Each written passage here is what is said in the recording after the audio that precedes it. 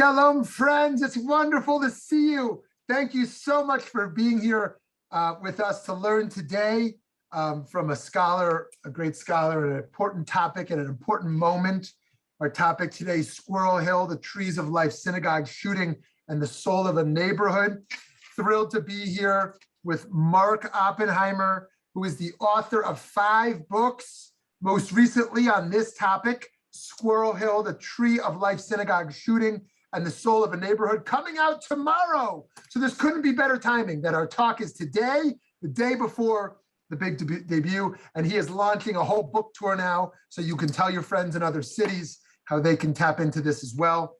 From 2010 to 2016, he wrote the Beliefs column for the New York Times.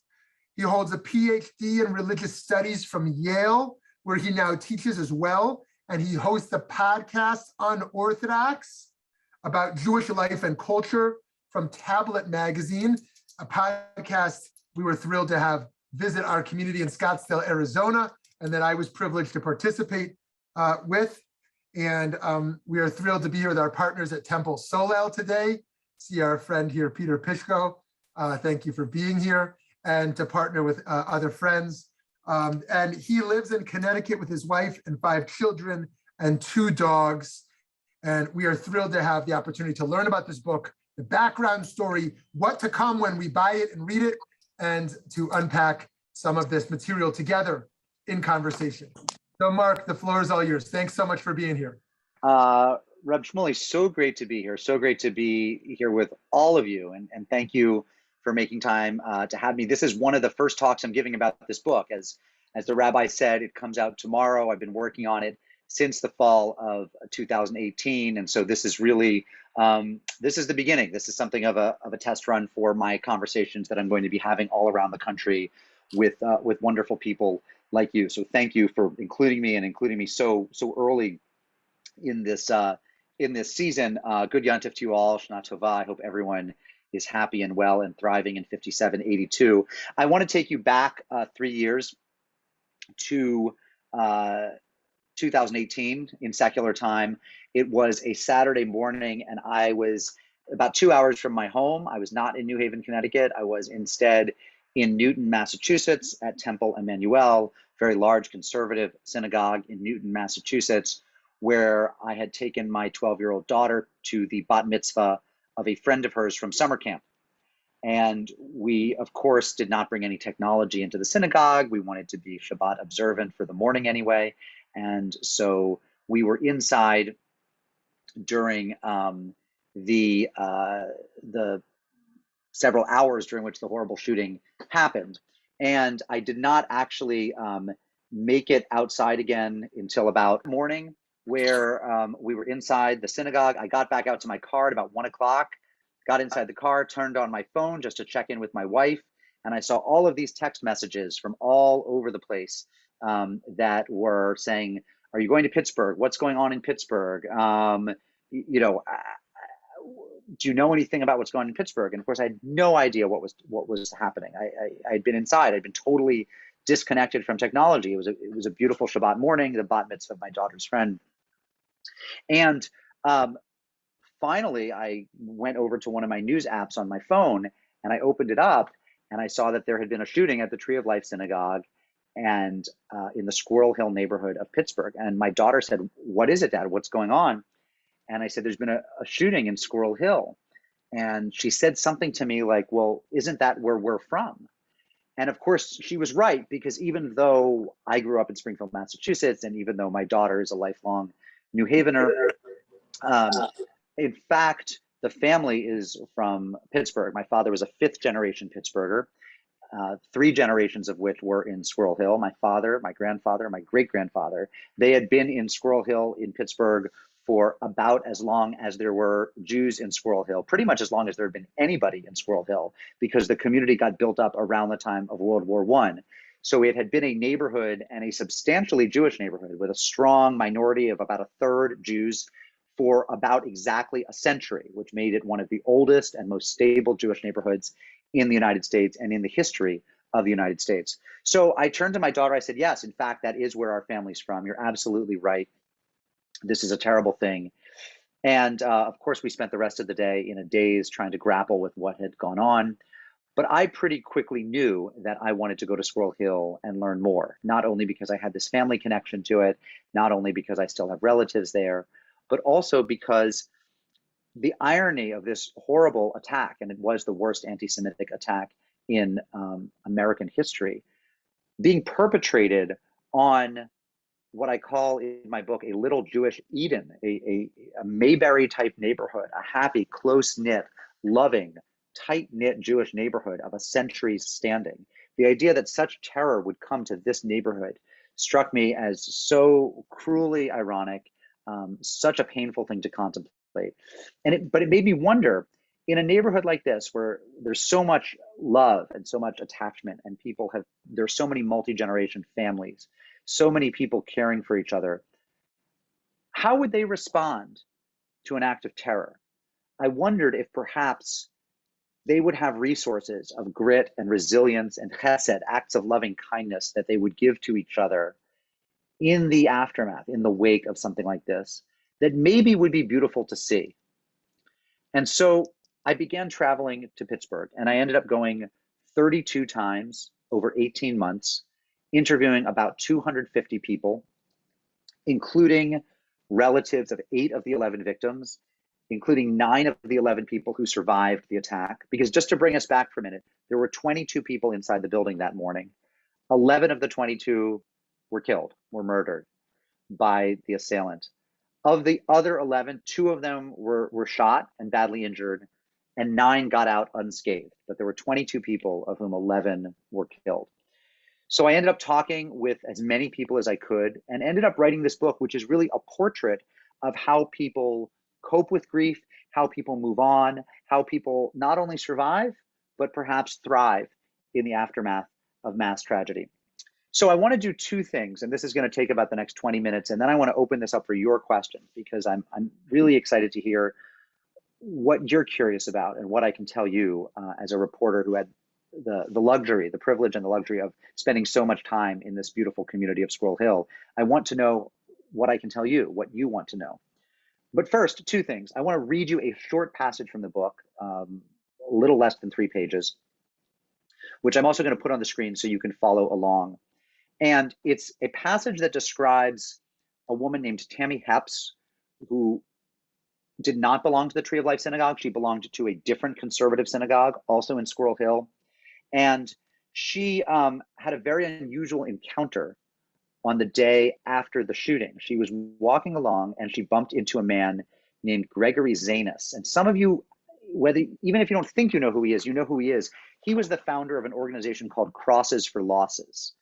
And he was an evangelical Christian. He died last year of cancer, but he was an evangelical Christian a retired carpenter who would build crosses in his garage, white wooden crosses, Christian symbol, paint them white, and then he would drive anywhere in the country where there'd been some act of mass violence. So he had been to Columbine, he had been to Parkland, he was from Aurora, Illinois, where there was a mass shooting. He had been to Charleston, South Carolina, and he had put 4 million miles on a series of pickup trucks over the past 20 years, driving around planting these crosses in the lawns of shooting victims.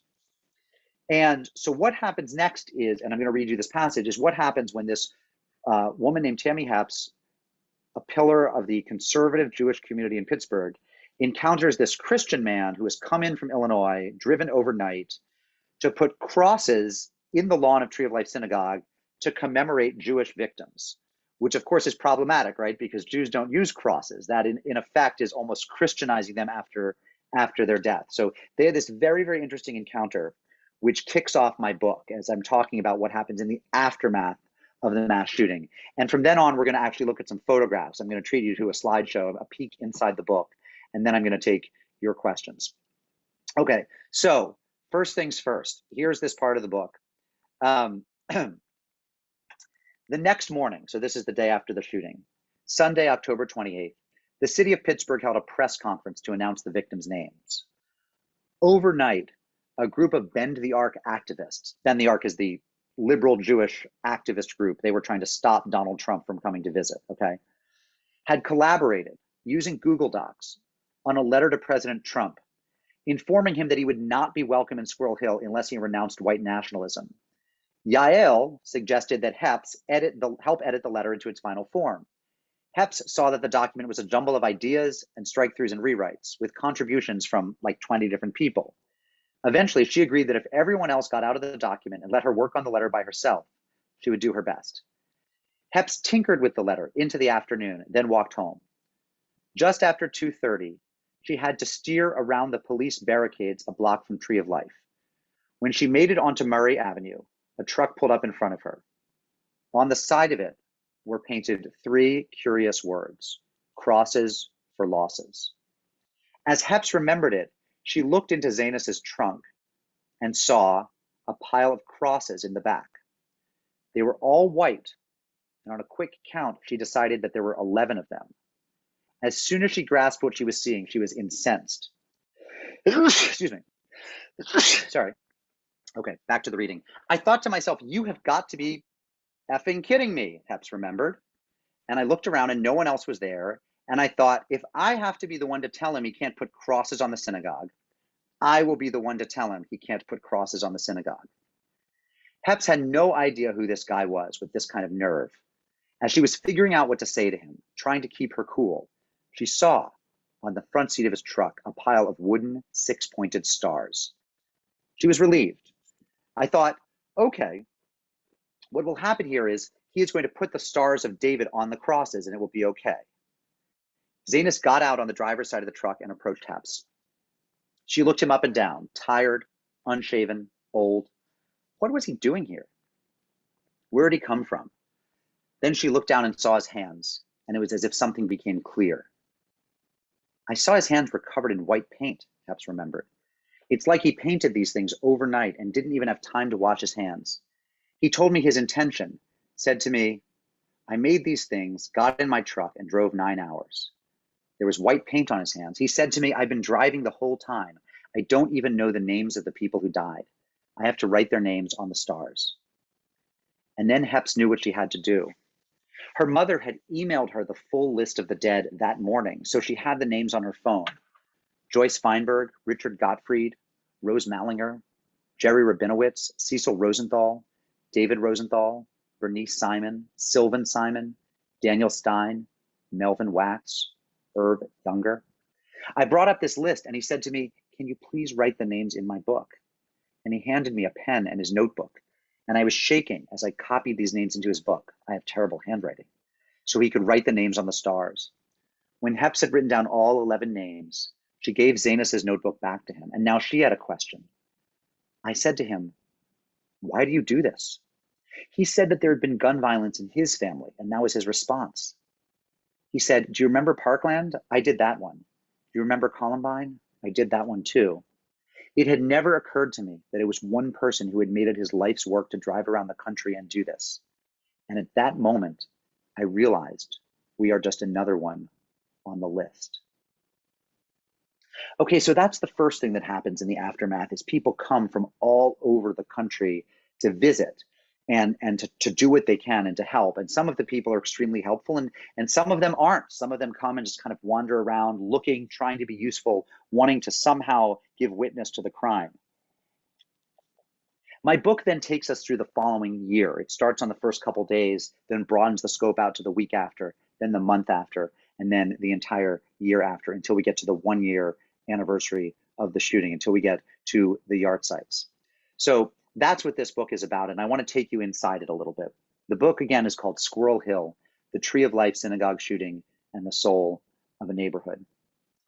That's Tammy Hepps on the left. We just heard about her. You'll notice that what she's doing is holding this book, and those of you from the Jewish tradition will likely know that the book she is holding as she stands outside a building where the dead bodies are still inside.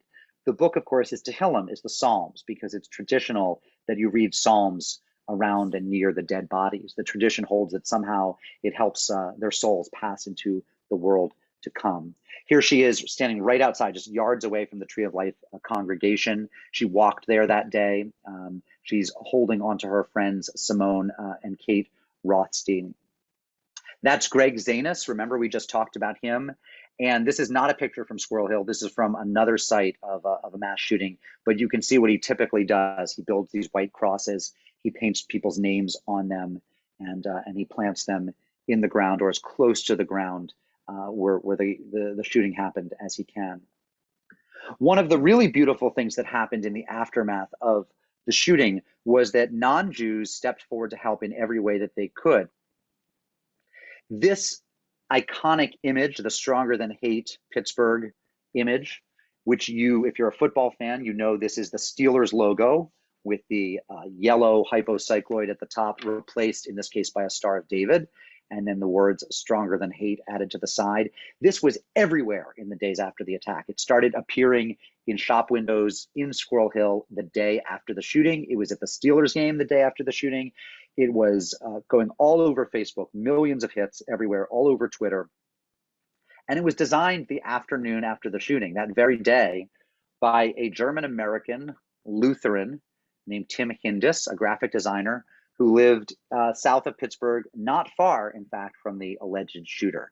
And he ultimately ended up refusing a copyright on it. He made it available to anyone who wanted to use it. And you can still see it in shop windows and public spaces all around Pittsburgh. The editor-in-chief of the Pittsburgh newspaper, the Pittsburgh Post-Gazette, was a man named David Shribman. He has since left the paper. But his daughter, in fact, was recently ordained as a Reform rabbi, Natalie Shribman. She's working out in rural Wisconsin. David Shribman had the idea the Friday after the shooting, as the funerals were still going on, that he would put the first line of the mourner's Kaddish on top of his newspaper as the headline. And so you can see it says Yitgadal v'Yitgadash Shemei Rabbah. The very educated among you will notice that the last letter is a hey. It should be an aleph on the far left, but a little typographical mistake made in the service of a really beautiful gesture. And this became one of the iconic American headlines of all time, really. It's a classic, and the genius of just putting the Hebrew lettering there. People would pick up the newspaper at the newsstand and just break down in tears when they saw it. What's more American than Starbucks? This is the Starbucks at the corner of Forbes and Shady in the heart of Squirrel Hill. It's one of two Starbucks in Squirrel Hill. I think it's certainly the busier one. And in the days after the shooting, the manager of the Starbucks, who herself is a Presbyterian Christian, thought that she wanted to do something for her Jewish customers. So she called a friend of hers who is a lapsed Roman Catholic and an artist, and said, would you paint some Jewish imagery in the windows? And so her friend said, sure, and did a little research, learned some Hebrew lettering, learned some Hebrew imagery, and ended up doing this window painting. You can see it moves from Ahava, love, on the left with the Star of David, to a tree of life inside the heart, and the word chesed for kindness, and then on the far right, the dove and the word tikva for hope. And again, people would just walk by and just stop and stare, and that has become part of the streetscape in Squirrel Hill. I think that signage will be up there forever. This is a personal favorite of mine. This is the Squirrel Hill sign that you see when you get off the highway at the Squirrel Hill exit onto Forward Avenue. And if you look really closely, you can see that hanging from the H in Squirrel Hill is a little tinsel Star of David with some lettering on it. These little Stars of David, whether they were done out of paper cuttings or crochet or knitting or pottery, were hanging everywhere in Squirrel Hill. You could see them hanging from trees. You could see them hanging from doorposts. You could see them hanging from letters and from the toes on statues of men in Pittsburgh. And they survived the winter. You could walk through Squirrel Hill that January and there'd be a snowfall, and you would look up and see snowflakes falling amongst all of these Stars of David hanging from the trees. I thought it was a really, really beautiful piece of public art. They came from all over the world, and then some people in a Facebook group organized to distribute them throughout Squirrel Hill and throughout Pittsburgh. I actually saved this one that you're looking at right here when I finally saw it on the ground, when the little ribbon had snapped. Actually, holy cow, here it is. I haven't thought about it in over a year, but I kept it because it had fallen and was going to just disintegrate into the ground. One of the other things that happens in the aftermath of a mass shooting is people want to raise money, but not just Jewish people. Gentile allies want to be as generous as they can. This is a photograph of the wonderfully ebullient Iranian expatriate Shea Khatiri, who fled Iran a number of years ago for school at Arizona State. He's now in a master's program at Johns Hopkins. He loves America. He loves the Western tradition. You can see he's holding a volume of Plato's Republic. And he loves Jews. And when he woke up the Saturday of the shooting around noontime, having had a few drinks the night before and a little bit hungover, and he found out the news, heard about the shooting in Pittsburgh, he immediately went to GoFundMe, to the website GoFundMe, and set up a crowdfunding fundraising campaign that ended up raising over $1 million for the victims and the affected congregations in Pittsburgh. It was the largest amount raised by any single individual, and it was raised by an Iranian of Muslim ancestry in Washington, D.C. Teenagers gathered at that Starbucks that afternoon to organize a Havdalah service. This was something that the kids wanted that the adults didn't. The Jewish Federation of Greater Pittsburgh was planning not to do anything that day. They were planning a big event, a big memorial event and vigil for the following night, for Sunday night. But a group of teenagers from Alderdice High School decided that they didn't want to wait till the next day. And sitting around the big table at the Starbucks on Forbes Avenue, a group of them led, among others, by Emily Pressman and Isabel Smith, whom you can see right here. Emily on the left, Isabel on the right, organized a Havdalah event. Again, the breaking of the Sabbath, the separation of the sacred time back into the profane time, that ended up drawing several thousand people to the intersection of Forbes and Murray. Here you can see them at nightfall holding up their candles and probably their phones, their iPhones, whatever they could. You also see that they have umbrellas because it had been drizzling all day. It was a very dreary day in so many ways. This intersection, Forbes and Murray, also happens to be where Sixth Presbyterian Church sits. That was the church attended for many decades by Fred Rogers, TV's Mr. Rogers. Indeed, Mr. Rogers' neighborhood quite literally is based on Squirrel Hill, which is where Mr. Rogers himself and his wife lived until their deaths not long ago. One last scene from the Havdalah service. Again, just thousands of people gathering to pay tribute to the lives lost. Someone else who came to town was the President of the United States, Donald Trump. He visited on Tuesday. It was highly controversial. A lot of people didn't want him to come. Some people did want him to come, and some wanted him to come, but not until the Shivas were over. They felt that the presidential caravan arriving in the midst of Squirrel Hill, which was already overrun with people and with traffic, would be highly disruptive to families and their grieving process. But he came, and he was received, again, somewhat controversially, by Rabbi Myers of Tree of Life. That's Jeffrey Myers, the rabbi of Tree of Life to the right. And as you can see, they are standing outside Tree of Life in front of 4 of Greg Zanus's white stars. And you can see he's put the Stars of David on the crosses. And you can see the names Sylvan Simon, Bernice Simon, Daniel Stein, and Melvin Wax. At the protest that was organized against Trump, one of the actions people did was to enact the ritual of Korea, which you know from Jewish grieving rituals. This is when people tear their garment, rend their garment in the aftermath of someone's death. Sometimes they'll put a black ribbon on their garment and tear that. People are holding up little black strips of paper to the sky, and they tore them in unison as a way of rebuking the president and his visit. There were other ways of rebuking the president and his visit. Some people were less subtle. Here you can see a photograph that got left out of my book, partly because it was not really representative of the march, but also some people suggested to me that high schools might not buy my book if this sign were in it. So I don't know if that's true. I ended up deciding it wasn't right for the book anyway. The march was largely peaceful and largely non-obscene in its language. There was one arrest that day. This is a University of Pittsburgh sociology professor who sat down in front of the president's motorcade and was dragged away by Pittsburgh police, who he said treated him very well and released him the next day with no charges. Celebrities come after a mass shooting, whether wanted or not, but I think that Tom Hanks is always wanted. Here he is some weeks after the shooting, embracing the First Lady herself, Joanne Rogers, the widow of Mr. Rogers, at an event outdoors in the rain. Here's a photograph I'm somewhat proud of, even though I had to violate the Sabbath to get it. It's Shabbat morning services. You can see Rabbi Myers on the left, wearing the necktie. And then, of course, the person he's talking to wearing the yarmulke, football fans will know, is Robert Kraft, the owner of the New England Patriots, whose team was in town that day to play the Pittsburgh Steelers. He grew up in an observant Jewish home and he came by that morning to pay his respects to Tree of Life. This is not at Tree of Life, which was still a crime scene and closed down. It's a Tree of Life's temporary home at Rodef Sholem, a couple miles away on the western edge of Squirrel Hill. The importance of this photograph, of course, is it's probably the only photograph in existence in which the New England Patriots owner is wearing Pittsburgh Steelers garb, because the yarmulke you'll see is the Stronger Than Hate Star of David nested into the Pittsburgh Steelers logo. I don't think Robert Kraft has ever been seen in public wearing Steelers garb before, but here he was for obvious reasons, paying his respects that day. I actually wanted this to be the cover of my book, but it kind of sent the wrong message. It's just, I think, the cutest photograph in my book.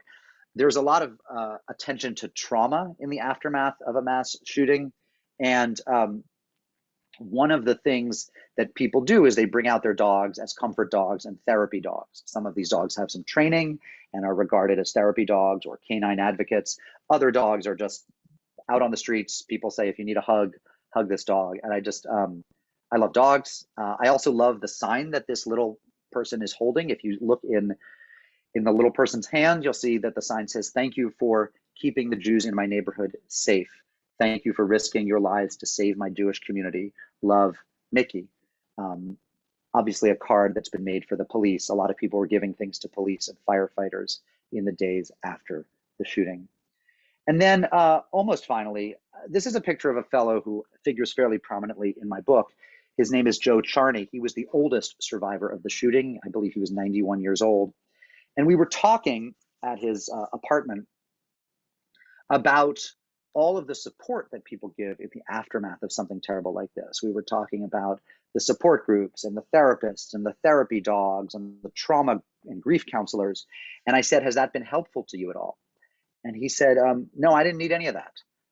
He said, I'm okay. My kids visited. I told them to go home, back to their lives. I didn't need them in town. I didn't need counseling. I didn't need support group. He said, look, I'm a World War II veteran. I saw the worst things you can imagine. I've been through a lot. I'm in my 90s. Surviving a mass shooting is not the worst thing that's ever happened to me. Could have been worse. I could have been killed. Instead, I got out alive. Not a bad result. So he said, frankly, I'm fine. I don't need any of this stuff. And as I was leaving, I said, by the way, you said your kids visited. How many kids do you have? And he said, well, I have two, but I had a third, a son who died. I said, oh, I'm so sorry. What happened to him? He said, well, he was gay and he got AIDS, and it was before there was any treatment, and he died of AIDS. And sure enough, I went and Googled his son, David Charney, who had been a brilliant man, tenured at Harvard Law School in his 30s, and died at a very young age of AIDS, again, before there was any sort of useful treatment. And it occurred to me that not only had Joe Charney, the dad, survived World War II, but he had also been through the loss of his eldest son to a terrible disease. And perhaps that was another reason why to survive a mass shooting at the age of 90 was not something that was particularly traumatic to him. So just a reminder that every story is unique, that there's no one size fits all response to tragedy. Some people want to hug a therapy dog. Some people just want to soldier on and they feel that they'll be fine. And then as a final reminder, there are people who have no particular connection to the tragedy who nevertheless are profoundly affected by it. I talked to a woman named Lynn Hyde, who decided to convert to Judaism after hearing the sirens go by her Pittsburgh neighborhood on the way to Tree of Life. I talked to this gentleman, Robert Zacharias, who was a kind of fairly secular, maybe Reform Jew, you might say, always curious about Judaism, engaged with Judaism, but not particularly observant. And on the day of the shooting, he was headed off to the vigil that the teenagers organized, and he put on a yarmulke, and then he kept it on. And the next day he put it on again, and the day after that. And he just started wearing his yarmulke around. And, he didn't become Sabbath observant. I don't think he necessarily changed his diet to an all kosher diet. He didn't become Orthodox. He just wanted to keep representing as a Jew. And that was his little way of doing it. So just a reminder that an event like this comes to town and you never know what the reactions are going to be. You never know, are some people going to raise money? Are some people going to bake for the victims? There was a woman, an African-American woman in Minnesota, who made sweet potato pies, flew them to Pittsburgh, and then flew in herself and had ceremonies at each of the affected congregations where she gave them her sweet potato pies as a gesture of solidarity and peace. Some people bring out their dogs, some people put on a yarmulke. Everyone's reaction is different, but one thing is for certain, which is that when a mass killing like this comes to town, it touches almost everyone in some unique way. So thank you very much. That's a little introduction. I should say that all of those photographs are in the book. It was very important to me that people be able to visualize Squirrel Hill. And while I'm very proud of the writing, I really don't think that anything can improve on a good photograph. So there are 60 photographs in the book, and you really get a visual sense of the community as well as, I hope, a sense from the writing. So let me stop there and ask if anyone has any questions, and maybe Pam or Shmuley, if you're around, Yes. you know anyone you want to call on, however you want to do it. I'm super excited to find out what's on people's minds. Amazing, amazing. Mark, as always, you're so eloquent in your research and your articulations. So thank you for this. You know, my first question for you, then I want to open it up to others, is what do we know from history, or even from this contemporary moment as it's discussed, in terms of what an event like this means for the future? Is this to be interpreted as a relatively random one-off, you know, or does this set a new precedent? People are trying to make sense of that and Poway and what that means for the future. And do we know anything from history about that? Well, you know, one of my great graduate school teachers, Paula Hyman, who wrote the definitive book on the history of women in Judaism, she always said that anti-Semitism is cyclical, that it comes and goes. I was in graduate school at the time in the 1990s, the Clinton administration. There seemed to be almost no anti-Semitism as far as the eye could see in America. Clinton loved the Jews, white people loved the Jews, black people loved the Jews loved the Jews, Gentiles loved the Jews. It was all good. Very low levels of anti-Semitic attacks, very low levels of anti-Semitic graffiti, property crimes, very low.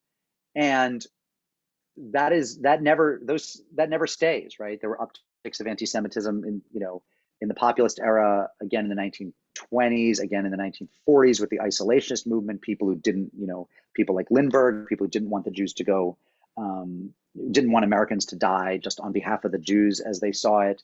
In fact, our Tablet magazine, where I work part-time, has produced a new podcast that just started about Father Coughlin, Charles Coughlin, the radio priest who, could fill stadiums and arenas with tens of thousands of people who wanted to hear his anti-Semitic theories based on the protocols of the Elders of Zion. So these things, it has been far worse in America, and it will probably be far worse again. In the meantime, something like this just reminds us that wherever there is hatred and bigotry, it doesn't always start with the Jews, but it usually ends with us. I mean, it usually ends up in our laps one way or another, and that's been true for several thousand years, 2,000 to 3,000 years of world history. I am simultaneously alarmist and not alarmist. Let me say what I mean. I am not alarmist about the odds of another mass shooting happening. One could happen. In fact, let me go even further and say, one could happen every year. And statistically speaking, this would still be an extremely safe country for Jews, right? If 2 or 5 or 10 Jews were killed in anti-Semitic crimes in a country of 5 to 6 million Jews and 300 or so million people, you would still say that statistically speaking, the odds that any one of us is going to be affected are really, really quite low, right? So I am not an alarmist about my own personal safety. I don't think that synagogues should be on permanent lockdown. I don't think we need SWAT teams outside our synagogues on Shabbat. I think a lot of the security firms selling security solutions to the Jewish community are fraudulent. And I can say more about that if people want. I think they're taking our money and promising a security that nobody can really promise, and selling products that we don't need. So I'm not alarmist about my day-to-day safety. I am a realist about the fact that anti-Semitism is always here. And I also want to say, and I mean, you as somebody who presents as Jewish wearing a kippah, Shmuley, you know this, right? It tends to find the people who look publicly Jewish, right? And this is an extremely easy country in which to be a white passing or white presenting Ashkenazi Jew who does not wear a shtreimel or a yarmulke or tzitzis, who doesn't go around announcing Judaism in any way. if you don't put a mezuzah on your door, if you don't put the Hanukkah candles in your window to proclaim the miracle, if you don't have a sukkah, if you don't wear a kippah, and you just present as a white-looking person, which is true of the vast majority of American Jews, then it's true that they can if that's their choice. Then the anti-Semitism that would find you and make sure you didn't get a job at the law firm or didn't get into the country club has largely disappeared. But the anti-Semitism that's directed to people on the street who present as Jewish is still real for a lot of people, and I think is in an upswing right now. So I'm simultaneously not an alarmist, but I try to be a realist. Amazing. Friends, feel free to unmute yourself if you'd like to ask something now. There's actually a question in the chat. It says, did the disability community add their voice in memorializing the two brothers? Well, that's super interesting, right? So two of the two youngest people who died, Cecil and David Rosenthal, were intellectually disabled adults who were well known in Squirrel Hill they were gregarious, outgoing, they knew people, they'd lived there all their lives. I have a very moving story in my book. I mean, honestly, probably my favorite chapter, which talks about how the firefighters at the local firehouse on Northumberland Avenue welcomed in David Rosenthal as one of their own. And after the brothers' deaths, they went to the Shiva and gave the family a Jewish Bible that they had gotten from their union hall, and made the brothers honorary firefighters in death. And it was just very, very moving. What I saw was that there was a lot of attention to Achieva, which was the residential community where they lived, and people were very mindful of the fact that they had been part of various nonprofit residential communities and programming, and those communities were always mentioned and always thanked and always kind of incorporated into the discussion of how those men had made meaningful and purposeful lives in Squirrel Hill. I didn't, in my reporting, see any particular statements coming out of the disability community or any kind of particular, witnessing coming from them. But I definitely saw them as being recognized, and people always talked very candidly about how the community had worked with these men and with their disability, and in making them whole members of the community. I should add that one of the brothers' two sisters, Michelle, had worked for the Pittsburgh Steelers organization for a number of years, which is why one of the pallbearers at the funeral was a Pittsburgh Steeler, and why a number of the Steelers turned out for the brothers' funeral. So there was a lot of kavod, a lot of honor given to them. Janie, I see you have your hand up. Go ahead and ask your question. Hi. First off, I'd like to thank Dr. Shmuley for having this. I'm sorry about that. So Cecil and David were actually my first cousins. My sister's in here with me. Her name is Tammy. Hi. And we're in Phoenix. We live in Phoenix. We're from Phoenix. But our relatives, our parents are from Pittsburgh. We have Cohens and Rosenthals all over Pittsburgh, and Squirrel Hill is where we all grew. They all grew up. We were actually together at my mom's that morning and saw it on the news right when it happened. And we knew Cecil and David were in there because they were in there every Saturday morning. That was part of their home, their ritual. I mean, you've probably read about it, but we absolutely knew without a doubt that they were in there. And it was a really long day for us. But just to touch on kind of what you were talking about for most of your talk, and the acts of compassion from people outside the Jewish faith that we were also witness to, that whole week, and then continues to be. But I sat with, we sat with, our family, obviously there for Shiva. We went right away back to Pittsburgh. But I was sitting right next to my uncle, Uncle Ellie is David and Cecil's dad, and holding Uncle Ellie's hand the whole time. And there was the longest line of people that just wanted to say hi to him, talk to him, pay their respects, just say something to him. And the people that were coming up one at a time were literally drove there from several states away, just to say something or pay their respects. And that was their sole purpose for driving there. And to be honest with you, most of the people standing in that line were Muslim, and just extending themselves and really expressing their own grief in that happening. And, just students, adult, just people from all over. It was just amazing displays of compassion and acts of kindness, and people just jumping in their car. They just wanted to be there. It was interesting to us to see. And then to touch on the firefighters. So at the funeral, which was huge, they were a big part of the local firefighters, in Squirrel Hill, and Cecil and David, their coffins were down in front, and the firefighters actually was probably one of the most touching parts of the service.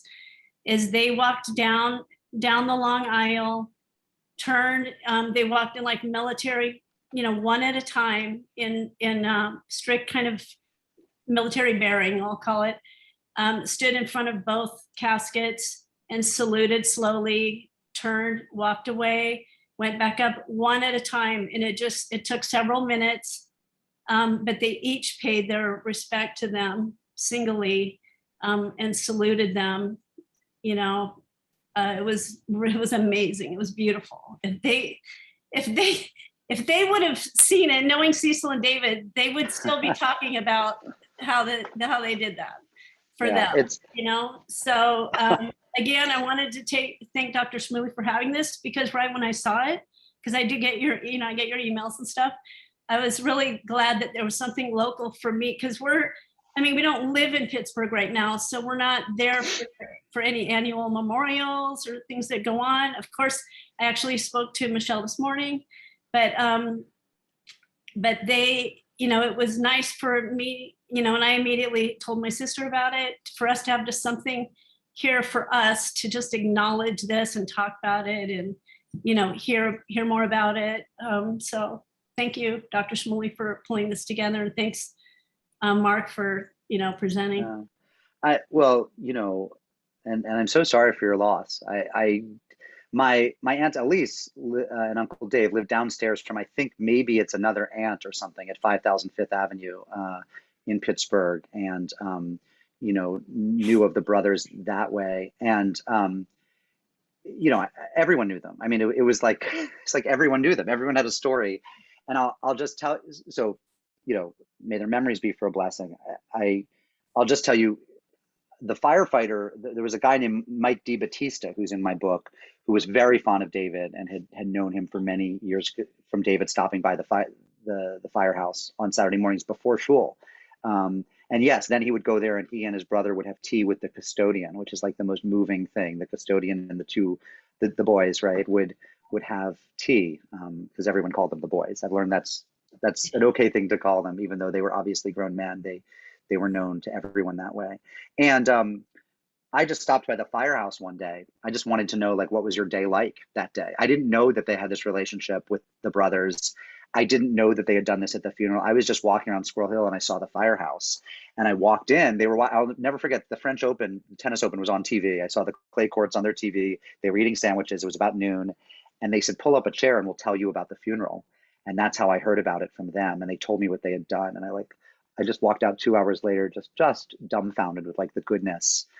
I didn't know that detail of how many Muslims came to greet your Uncle Ellie. I'm always learning important new details that didn't make it into the book. So I'm so grateful you showed up. Yeah. Oh yeah, I definitely wanted to be here and to address kind of the disabled community a bit. You're right. They basically acknowledged it. But one thing is at the funeral itself and at Shiva, throughout the week, really almost just as heartbreaking was the friends and roommates that lived at the home with the boys. The other, mostly young men that didn't understand fully what had happened to their two best buddies, and to watching them grieve that whole week was touching and sad and heartbreaking, because, you know, that just adds fuel to the fire, you know. Just people are just affected in so many different ways, and that becomes their trauma, right? That they have to kind of work through. Yeah, for sure. But thank you for letting me share on our behalf. Yeah, so good to meet you. So I see you have, thank you for that. And I see there's a hands up, but there's also a question in the chat. So we're going to do that first and then get to your hand up, Mr. Goodman. It says, can you please talk about the shooter's motives and the response of the former president? Sure, I'll take that one, one at a time. I mean, the alleged shooter, right? There has been no trial yet. He sits in prison awaiting trial, but it seems quite likely that, in fact, they have the right man. He was caught there and shot there, taken down by the police who responded. He, it seems, had posted items on right-wing social media indicating that he was angry at the Jews because of HIAS, the Hebrew Immigrant Aid Society, which supports and works with immigrants to our country. It began 100 years ago or so, working longer than that, working with Jewish immigrants, and it now works principally with non-Jewish immigrants, helping to settle them in the country. And this person was very rabidly anti-immigrant, and he blamed the Jews for that. He saw on the website of HIAS that there had been a National Refugee Shabbat, which was celebrated or honored at dozens of synagogues throughout the country, maybe hundreds, and that the one in Pittsburgh that caught his eye, as having been a place that participated in the National Refugee Shabbat, was Dor Chadash, which was a small congregation that rented space from Tree of Life. Because remember, there were 3 congregations in the building. There was Tree of Life, and then the 2 that they rented space to, New Light and Dor Chadash. So he saw the address for Dor Chadash as being at the Tree of Life building. He wanted to get them for being pro-immigrant, and that's why he went there. He would have had a lot more Jews to shoot if he'd stopped at Sherry Torah on Lower Murray Avenue, where there was a bar mitzvah that day, and there were hundreds of Jews in that building. But it wasn't his intention to kill the most possible Jews. It was to get the Jews, or so it seems, right? What was motivating him that morning was to get the Jews who were supporting the immigrants by virtue of their affiliation with HIAS, with the Hebrew Immigrant Aid Society. So that's as best we know. I mean, of course, that's in some sense a superficial explanation. We don't really know what drives anyone to this kind of murderous hatred. I don't pretend that I can see inside the alleged shooter's mind. I'm not sure it would be a particularly pleasant place to hang out anyway. And of course, he wasn't going to grant me any interviews. His lawyer was not going to allow that. So that's kind of what we know, is that it was an anti-Semitic / anti-immigrant hate crime. The second question, Pam, could you rephrase for me again? What was the question about President Trump? I can't hear you. You're muted, I think. Just what was his response? Well, I mean, Trump said some words at an Air Force base, I think in Tennessee. I forget where he was, but he was on the road, and he condemned the killing, and then he said he was coming to Pittsburgh, and he did the following Tuesday. The demands of many of the activists who didn't want him to come were, you're not welcome here until you condemn white nationalism and white supremacy. So the messaging from the liberal activist or the anti-Trump activist was not stay away. It was come if you're willing to condemn the ideologies that we think helped motivate this killer. So come after you've condemned white supremacy, white nationalism, which was not something that Trump was going to do. He wasn't going to meet their demands. He just came. So that's what he did. And he visited his motorcade touchdown, and he went to Squirrel Hill. He visited with the rabbi. He went inside for about 18 to 20 minutes, came out, spent a little more time. Then he went to the hospital, visited one of the police officers who had been shot, because several police officers were injured in responding to the shooting. Again, I don't have exact details on everyone he visited inside the hospital, but then they went back to the airport and took off. So that was his response. He was there on the Tuesday after the Saturday shooting. Okay, Mr. Goodman, you've had your hand up for a little while, so Sure. please go ahead and ask your question.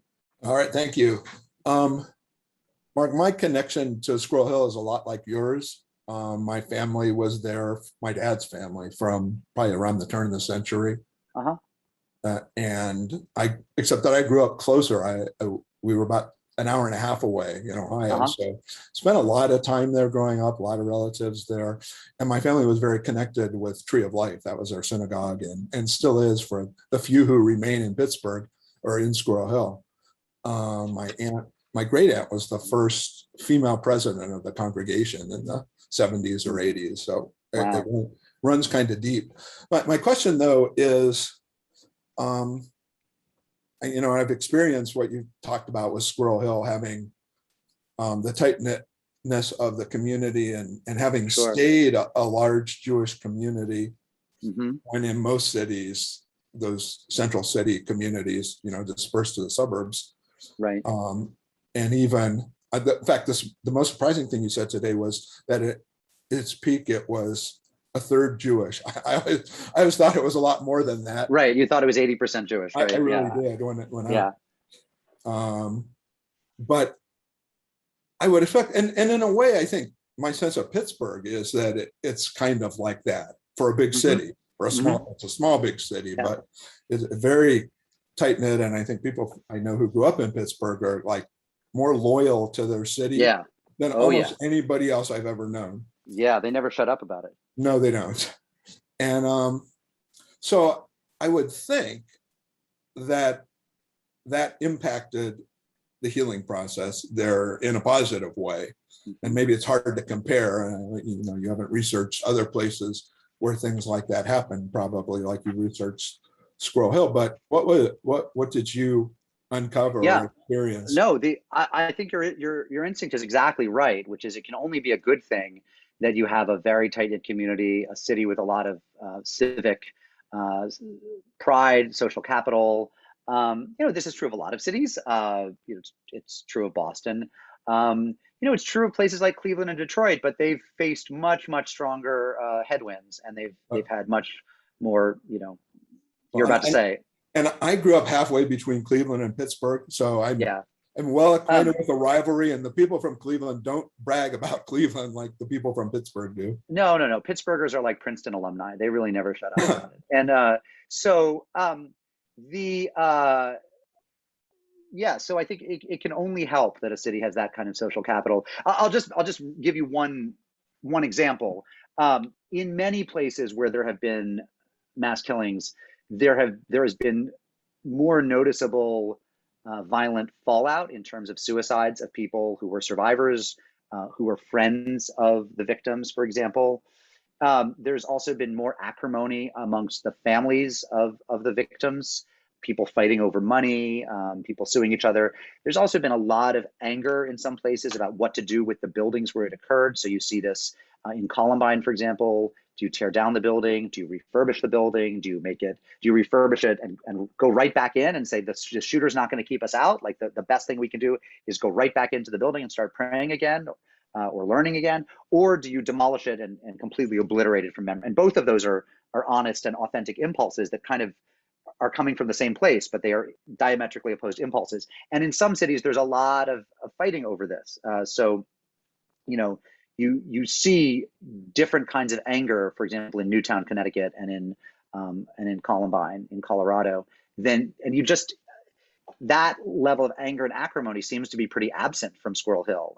When a local committee set up by the Jewish Federation came out with its decision for how to disperse the money that had come in, most of which was didn't have a stated purpose. People would write a check to the fund set up by the Federation, but they wouldn't say, this is for the congregation, or this is for trauma relief, or this is for therapy dogs, or this is for the families of the 11 killed. So someone had to decide what to do with general funds that didn't have a specific purpose attached. And they set up a committee of local, notables and philanthropic people, and they deliberated for several months, and they came out with a formula for who got what money, and everyone's, inhaled and said, okay, we agree, that's fine. And there was just no recrimination. And I do think a lot of that comes from the fact that there was social capital there to begin with, that people knew each other, that people liked each other. And frankly, also, like, what can you say? I mean, Pittsburghers will deny that they're Midwesterners, but in a good sense, they are. These are people who stop at yellow lights. So they're going to have better responses to things than probably New Yorkers or Angelenos will. And I think that's a happy fact in this case. Mark, picking up on Stan's question a little bit. Yeah. I'm sure we all have an idea of this, but I'm going to ask it very broadly because I think there's a lot more nuance than a lot of us might know. Why would not white nationalists, with all of their identity and values commitments, why would white nationalists hate Jews today? You know, the anti-Jewish prejudice, first of all, nobody ever really knows about the persistence of anti-Semitism across time and place is actually a great historical mystery that nobody has solved, right? There are theories. Let me give you 2 or 3 theories that I think each have some truth. One theory is that we are all the heirs of our legacies, and historically, most other traditions have an anti-Semitic element in them, right? Any honest reading of the New Testament reveals anti-Semitism in the plain language of the New Testament, and I could cite chapter and verse. Any honest reading of the Quran has anti-Semitic elements in it, and again, we can recite chapter and verse. You could go on Google, you can read the text of these things. Each of those texts, the central Christian documents and the central Muslim documents, have some real Judeopathy, real Jew hatred and Judeophobia in them. But not only that, right? There are strong anti-Semitic elements in East Asian culture, in Buddhist and Confucian culture, in Taiwan, in Japan. In some places, the anti-Semitism takes the form of a philo-Semitism, of a love of Jews, but a kind of creepy love of Jews, of a sense that, you know, I mean, there are texts that you'll find in some East Asian places about, you know, money-making secrets of the Talmud, right? The Jewish books have special wisdom on how to make money or do business. And in a sense, this is flattering, but in a sense, it's not flattering, right? So this stuff circles the globe, and it's not white or black. It's not Asian. It's not South Asian, Indian. It's literally most cultures that have had encounters with Jews have some anti-Semitic element. That still begs the question of why. The historian Yuri Slezkine has a theory that it's because Jews, not unlike ethnic Chinese in some areas, not unlike Mormons, tend to be the business class in a lot of places they go. They have international networks that help them succeed in mercantile and trade issues, and that builds local resentment. So there's always been that sense. Certainly high levels of literacy have made native populations envious or jealous, and have, you know, led to kind of various levels of success among Jews that other groups can only attribute to our, you know, black magic or, you know, whatever, to demonic powers. But, you know, one theory is, and I think this is a theory Barry Weiss talks about, I don't remember if it's hers, is that wherever we go, we represent freedom because we tend to follow our own path, again, ethical monotheism without Messiah worship, that is a different path from the natives of the country, right? So in Muslim lands, we've stayed Jewish. In Christian lands, we've stayed Jewish. In highly secular lands, you know, go to Scandinavia today, which is highly secular, where there are Jews who have stayed Jewish, what they represent is an unwillingness to bend to the traditions of the local culture. And ultimately what that is it's a kind of freedom of conscience, which is why Jews thrive in, you know, democracies with free presses and freedom of religion. So I think that ultimately there is some sense in which we have always been eccentrics. Wherever we've gone, we've refused to give up our ethnic ties. We've refused to sever our connections to our brethren and sistren in lands abroad. And we've refused to bow to the local gods in a metaphorical and literal sense. And that means that we represent freedom, and that bothers people. So I think that's all very highfalutin talk about it. But in some sense, it's a refusal to give up on our difference that I think is very exhilarating for some people who come in contact with us, but I think is also very infuriating to some who come in contact with us. Amazing, amazing, Mark. This has been fantastic. We've learned so much from you and the chance to reflect on this experience. We wish you a lot of success with the book tour and getting this story out and your articulations. We look forward to having you back in Phoenix soon to learn on other topics as well. And friends, we hope you'll continue learning with us each week, each day almost, here at our Valley Beit Midrash programs. So thank you so much for joining. And such an honor. I can't wait to be with you in person when the time comes, and you know, next year in Phoenix. And thank you for having me.